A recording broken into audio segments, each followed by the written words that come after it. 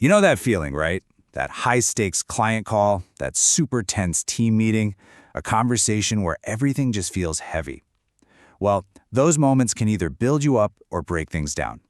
So today, we're going to dive into what I call the architecture of calm, a set of really powerful tools to turn those stressful talks into actual opportunities. And it all kicks off with a simple idea that trips us all. Man, George Bernard Shaw just nailed it with this one. We think we're communicating, we're talking, words are coming out, but are we really connecting? That illusion is exactly where all the misunderstandings and conflict come from. So in this explainer, we're going to shatter that illusion, and we'll do it by looking at the whole system, not just the words, starting with the classic high-pressure scenario. Okay, meet Alex. Picture this. He's on a call with a client, Lisa, and she is furious. She's just yelled, "This outage cost us thousands!" Now, on the left, you've got the path we all dread. Old Alex gets defensive, makes excuses, and just makes everything way, way worse. But on the right, that's new Alex, and that's where we're headed. He uses a specific framework to completely flip the script on this conversation. So how on earth does he do it? Well, believe it or not, it starts before he even says a word. The very first tool in this whole architecture of calm is your physical presence.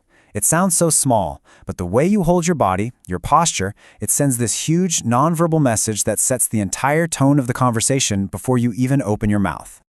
Just think for a second about what that posture is communicating. When you sit up straight, square your shoulders, you are non-verbally screaming authority, confidence, and emotional stability. You're signaling, I'm in control of myself, I'm taking this seriously, and I am a stable force in this chaos. And look, this isn't about being aggressive, it's about projecting a grounded, reliable presence.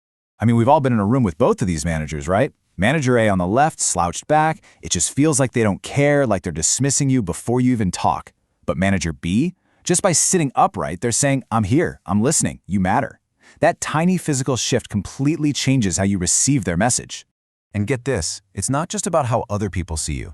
Research from Harvard's Amy Cuddy found that just holding a power posture for 2 minutes can boost your own feelings of confidence by 20%. Why? Because it literally changes your body chemistry.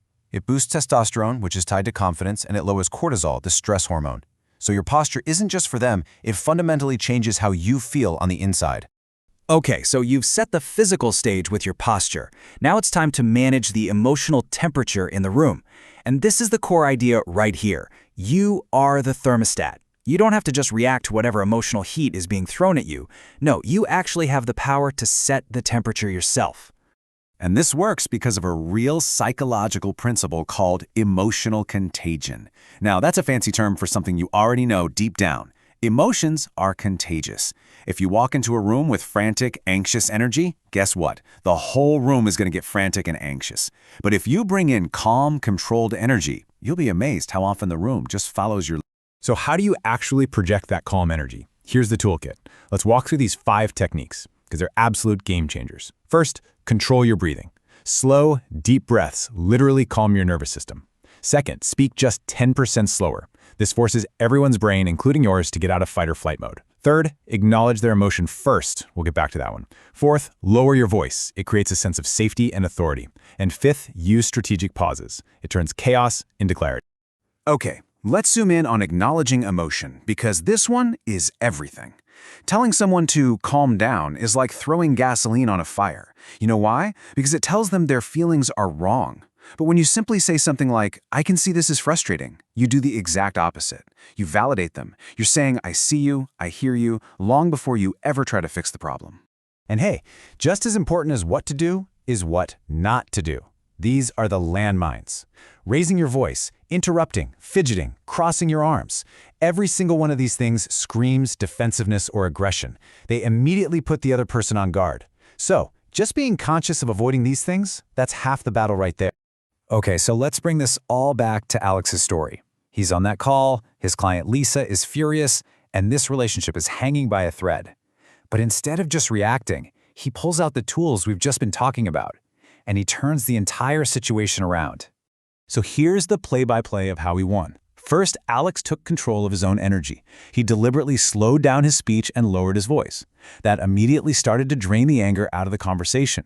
Second, he named her emotion. He said something like, Lisa, I can see how incredibly frustrating this must be. That made her feel heard. And only then, once the emotional fire was out, did he shift to solving the problem together. He didn't just fix an issue, he rebuilt trust. What Alex did reveals this incredibly powerful three-part truth. The very first principle is this: calm creates clarity. As soon as you strip away all that emotional noise, both people can finally start thinking clearly about what the real issue is. And from that place of clarity, the second part just happens. Clarity creates trust. When the other person sees you as this calm, clear-headed presence who actually gets it, they start to trust you. You're not an enemy anymore, you're an ally. And this, right here, this is the end game. This is the ultimate payoff. Trust creates solutions. Because once that trust is there, you can actually start solving the problem together. You stop fighting each other, and you start fighting the problem as a team. This is how real conflict turns into real partnership. So let's lock in these key takeaways. Remember, stand tall. Your presence sets the stage. Your calm energy is contagious, so be the thermostat. A lower voice creates a feeling of safety. Naming their emotions melts away their defensiveness, and keeping an open posture builds trust. These are the pillars.